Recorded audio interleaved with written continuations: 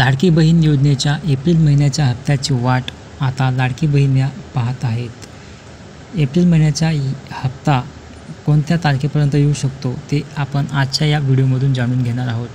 त्याआधी चॅनलवर नवीन असाल तर चॅनलला सबस्क्राईब करा, लाईक करा आणि शेअर करा।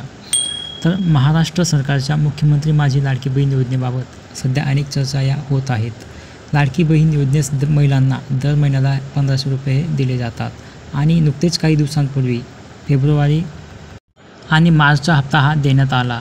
आता नंतर एप्रिल महिन्याचा हप्ता कधी येणार असा प्रश्न या आपल्या लाडक्या बहिणींच्या मनात निर्माण झालेला आहे।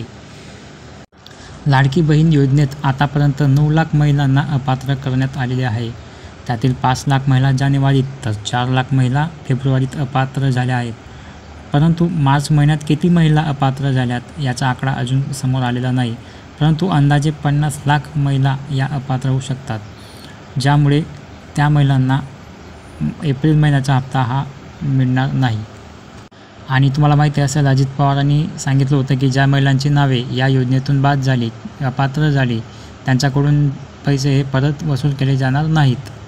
तसेच त्यांनी सांगितले की या योजनेत दुरुस्ती करणार आहोत, ही योजना कधीही बंद होणार नाहीत। याच सोबत योजनेत नवे निकष आणण्याचेही संकेत माननीय अजित पवार यांनी दिलेले आहेत।